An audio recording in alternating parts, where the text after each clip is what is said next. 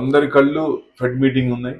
ఇవాళ అయితే IT stocks అన్ని డ్రాగ్ చేసింది అనుకోవచ్చు నిఫ్టీని. ప్రాఫిట్ బుకింగ్ అనుకోవచ్చు, పెరిగినాయి కదా ఈ మధ్య, బాగా పెరిగినాయి ఐటీ స్టాక్స్ అన్ని. అంతకుముందు అంతా 1.5 year బాగా ఇబ్బంది పడ్డాయి కదా, కొంచెం పెరిగినాయి. మేబీ ప్రాఫిట్ బుకింగ్ మళ్ళీ తర్వాత బాగుండొచ్చు, ఎందుకంటే ఇంట్రెస్ట్ రేట్ తగ్గినప్పుడు ఐటీ స్టాక్స్ బ్రహ్మాండంగా మూవ్ అవుతాయి. సో వాళ్ళకి కన్వర్షన్ లో ఎక్కువ మిగులుతాయి కదా, డాలర్ కన్వర్షన్ లో. సో డెఫినెట్ గా ప్రాఫిట్ బుకింగ్ అయ్యేది, ఇది మంచిది. ఇది మళ్ళీ ఎక్కువ మంది కొనుక్కోవడానికి. అంటే అన్ని స్టాక్స్ బాగా పెరిగిన తర్వాత అమ్ముకున్నారు.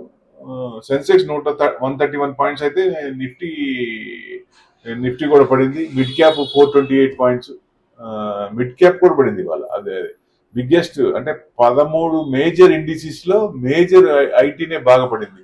ఫైనాన్స్ సెక్టర్ బాగానే ఉంది. బ్యాంక్ నిఫ్టీ అందుకే 562 పాయింట్స్, 800 900 పోయి 560 క్లోజ్ అయింది. సో అడ్వాన్స్ చూసిన 1:2, అడ్వాన్స్ 1 ఉంటే డిక్లైన్స్ 2 ఉన్నాయి. సో